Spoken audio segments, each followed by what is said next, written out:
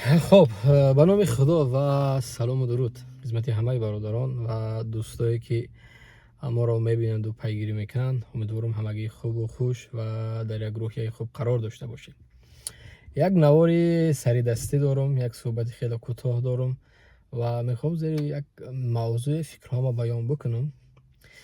البته در میدان سیاست بعضی واقعیت های میشه و بعضی مانیه های میشه و نه همه فکرهای تر قبول دارن. این چیز نرمال است، مکسیمالی خب تیم است که نباید از این چیز ناراحت شد. برای یک از دوست هستی، برای یک از دشمن هستی، برای یک از بیگانه هستی، برای یک از برادر هستی، این چیز هست، بود و میمونه. حتی در زمان پیامبر هم این نمود مانیه ها بود. کجا رسه با ما یک بنده های پر از گناهی که فرسنگ ها، یعنی کیلومترها دور هستیم از اون نظامی که پیامبر خدا داشت. خب منظور چی است؟ چند دو روز می شود یک بلاگر با نام ایدی بیک خب همه خیلی نوار میکنه و در نوارش بعضی حرفای دشنا و تحقیرآمیز نسبت خب حرکت های سیاسی میکنه. درست است، فکر و نظر رو بیان کردن درست است، حق هر یک جوان تاجیک است که اگر جای کمبودی ما است مرحمت کنید، فکراتون رو بیان کنید، جایی که خب میبینین اشتباه است مرحمت کنید. ولی برای یک گروه از این نمود افراد که اجازه داده است که با لفظ تحقیر، با لفظ دشنام، با لفظ حرفای قبیح برآمده در شبکه‌های اجتماعی در مقابل کسی دیگر حرف زنید.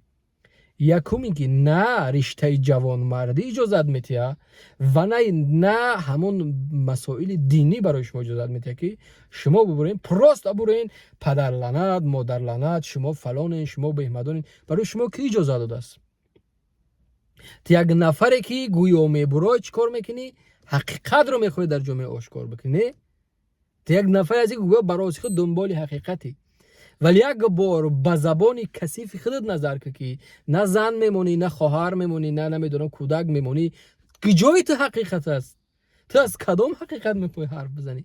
این چی نمود حقیقت است که ما نمیدونیم؟ فلانی برآمد از نام تو گپ زد. اوی بلیازی خدا، تو مرد بچه هستی؟ تو امروز برای یک نوار یک صحبت ما رو پیدا بگی که در مقابل تو گپ زدیم، گفتیم تو یک روسیاه، یک پلید، یک شیطانی گپ زدیم. نه، ولی تو این حق نداری. اگر تو نمیدانی که چرا ما در مقابل یک رژیم گپ میزنیم، گناه ما نیست، بیسوادی شما است. چون قانونگذاری کشور برای ما این اجازت داد، این حق قانونی ما است. ما هم یک فرد، یک شهروند او کشور این حق داریم. مدام نمیدانه، نمیخوانین، بجز ماندن یک ریشی دراز گمان کردن همه چی را میدونین، او جاهلی شماست، او بیعقلی شماست. پس زیرا بزم ریش دارد. اما منظور وقتی که کلا و سله میمونین، وقتی که به نام خدا و به نام دین و به نام قرآن صحبتاتون رو شروع میکنین، متوجه حرفاتون باشین.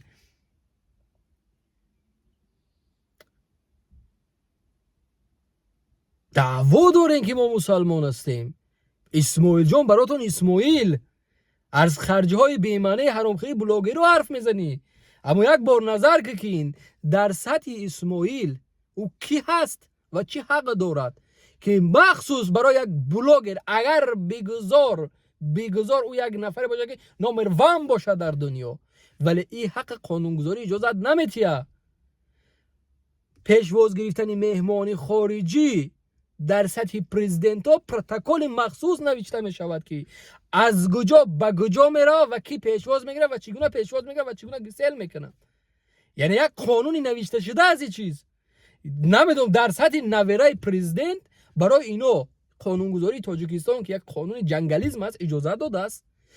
هر کاری که بگه، حتی پلیس و امنیت برای یا چیز باید بده.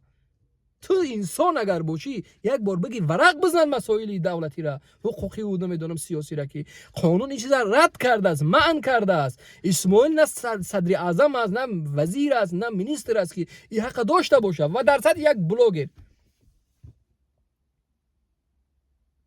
اگر شما دعوای معرفی این ملت دارین، برای ما بسنده از سینا و رودکی و بدیل و خیام و حافظ ما را معرفی کردن.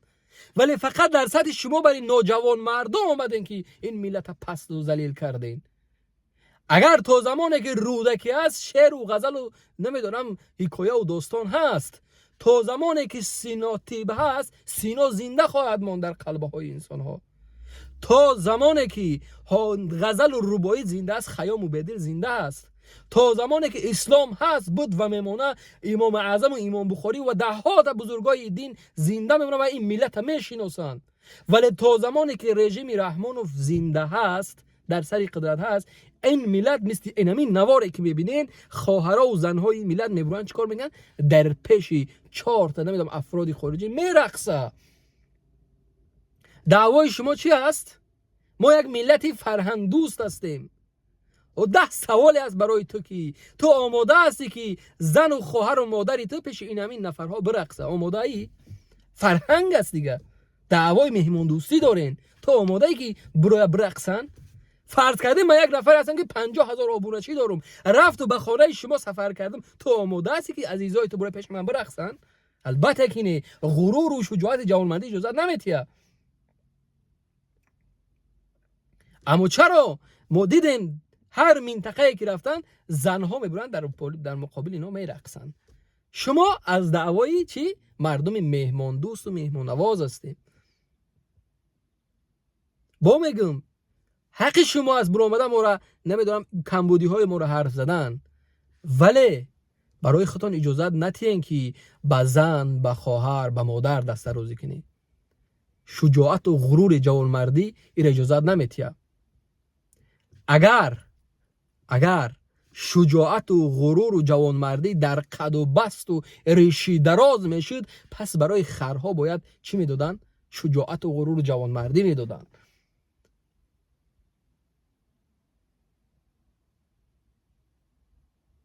وقتی همراهشون صحبت میکنی زبانشون پر از تحقیر است، پر از دشنام است، پر از حقارت است. همون سبیل مونده هاشون در دستاشون میبرند برای مردم نشون میدن که در بینای پای ما دراز و کلان و میده و از خدا بشرمین. یکی از خصلت ها، یک از سنت هایی که شاید پروردگار خر از زبان نداد، همون بیده فرهنگی خر بود که در هر قد کوچه و نیم کوچه میبره همون نمیدونم بدبختیش نشان میتیه، چون خر است دیگه. ولی شما خر نشوین، شما انسان شوین. در بهترین صورت الله شما رو خلق کرده است. میفهمین؟ گریه من از اون است که چون من از اون درد نمیکنم که تو برامه در مقابل ما گپ زدی. من از اون درد نمیکنم که متاسفانه شما میبروین به نام خداوند و به نام قرآن و به نام دین صحبتون شروع میکنین، ولی در پس چهره خدا و قرآن و دین در قلب و ایمان شما نیست. در زبانهاتان دشنام و تحقیر و حقارت زنهای 4 جوانی بغیرت و 4 جوانی مبارز است. اینا برای خودتان اجازه نتین.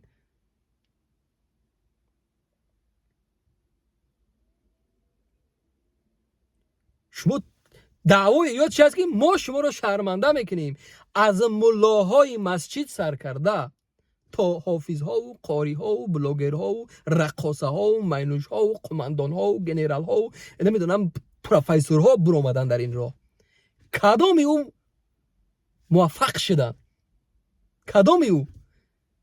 من نام نمیگیرم. بعضی از داملاهایی که هزارها نفس برای خواندن غزلهاشون آب چشم ریختن، یک بار وزن اونها را ببینید چه آبرو دارن.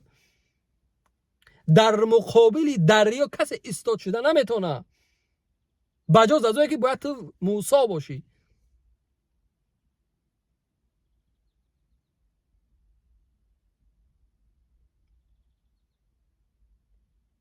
تا امروز یک نفر را بیارین که در مقابل این راه ایستاد شد و تا آخر موفق شد. شما دعواتون چی است؟ ما تا امروز حرامخورا و بلاگرها را قپیدیم و در مقابل شما ایستاد میشه. شما تا امروز در مقابل یک رقاصه و یک حافظ و یک قمارباز و یک برده ایستاد شدین، حرف زدین. ولی اکنون منتظر باشین که شما به آبرو میشین.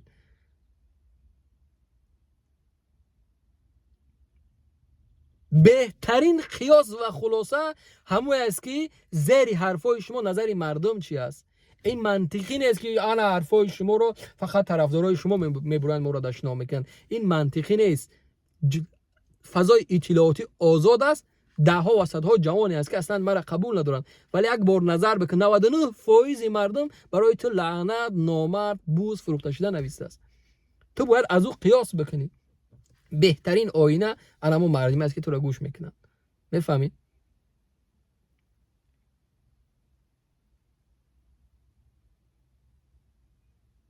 با میگم حق هر یک جوان تاجیک است، نوابسته از مذهب و دینش و رنگ و روش.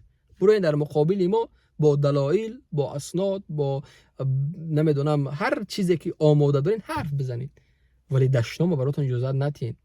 نشانه مردی این نیست. من فقط همین را میگم که مرد بودن این نیست که شما در زبانتان پلید او باش. ما وقتی که میگم رحمانوف ظالم است، من 100 تا مثال میارم. تو برای ما آورده میتونی مثال، شما معنوش الکج برای من مثال آورده میتونی. میگم رحمانوف رقاص است، من مثال دارم. رحمانوف خائن است، من مثال دارم که پارچه زمین فروخت. بزرگترین خیانت برای مردم فروختن پارچه زمین است. من مثال دارم، من فقط اسناد دارم. ولی تو همچون یک انسان، همچون یک جوان مرد، همچون یک دعوای مسلمانی داری، تو آماده است که از همون مقدسات دفاع بکنی. وقتی که زنی تاجیک بروما در مقابل یک بلاگر ایستاد شد و رقصید، تو گفتی ما مردم مهمان نواز هستیم. من توف کردم به او مهمان نوازی، من توف کردم به او فرهنگ، من توف کردم به او ناموسه که ما میبینیم که مادری تاجیک، خواهری تاجیک در مقابل 4 تا اجنبی میرقصه، ما قرصک میزنیم که اسماعیل جان برای این ملت خدمت کرده. من توف کردم به اسماعیل جان و خدمتی که زنی تاجیک به آبرو باشه. بزرگترین شجاعت و غیرت برای هر یک جوان تاجیک حفاظت کردن از ناموس این ملت است.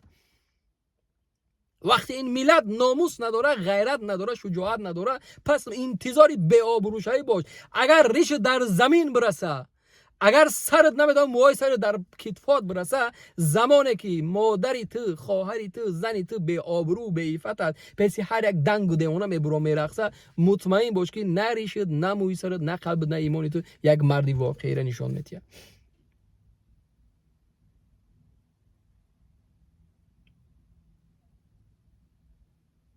هر کسی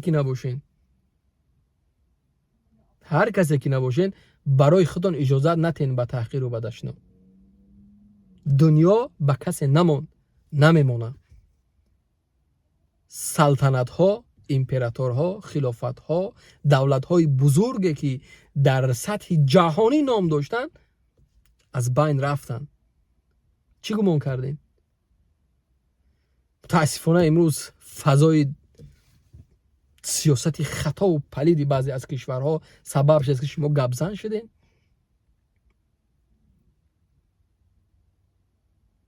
باز هم خیر است. در برابر همون قدر تحقیرت، همون قدر دست درازید، همون قدر حرفای قبیحی که در کامنت ها نویستی و زناتون فلان و خواهراتون فلان، باز هم مرد بدنی ما اجازه نمیده که ترمن به دست بزن و به خواهر و به مادراتون بزنی. چون شما مانعه ما نیستین. حالا وقت شما میرسه، هر یک چیز برای خودش وقت داره، ساعت داره، جواب و سوال داره، ولی فقط خیلی با حرف نه. زنده خواهید دید چیزا را، زنده خواهید دید. من بدونم تو قدر به غیرتی، به ناموسی که زمان مادرت میرود در اتاق بقیدگیری هنگام شناسنامه گیری، انما روسری که داره تو دعوای مسلمانی داری، همون رو از سرش میگیرن، میگن زن بگی گم که روسری تا اگر غیرت و شجاعت داری از اون مادر رو دفاع کرده میتونی. لااقل به دلت، به همون قلبت بد میبینی که نفرت میکنی، ولی وقتی که میبروی زبان رو دمی قدر میلسی، این نبودن غیرت و شجاعتی تر نشان میده. برای تیمی قدر سخن بسنده است که میگه سگ وقتی که اجلش رسید در دیوار مسجدها چیکار میکنه؟ خب نجاست میکنه. اکنون تو مثل همون سگ اجلت رسید. تجربه اینمی چند ساله که در این راه ما دیدیم نشان داد که یک نفر را بیاره در سطح بهترین پروفسور، من میدونم که وقتی بروما در امیرو در مقابل نویس امروز به آبرو است، 4 بلاگر در کوراتوری میکنه و دمدم 4 بلاگری که هر روز تحقیر اخلاق میکنن بالای وقتی او کار میکنه. یک کسی که پروفسور است، یک کسی که با میگم در مسجد 1000 نفر همیشه اچیرت بودن که قدیش سلام بکنن، هنگام تلبیدن به خانه هاشون بخچه نمیدونم همین کلی پشتی غذا و پول و مال خانه هاشون میبرن، در پرده و در سکسیه های بلند آشونه زندگی میکردن. امروز آبروشون ببین چقدر است. مردم چی براشون میگه؟ چون در مقابل حرکت آب ایستاد شدن. تو نیز یک از همونها هستی. منتظر باش که دیر یا زود خودت طریقت میخری، خودت به آبرو میشی. مردم جواب تره در کامنت ها، در کوچه و بازار و خیابان ها حتما میتین. حرف دیگه ندارم. انتظاری صحبت های بعدی دوستان.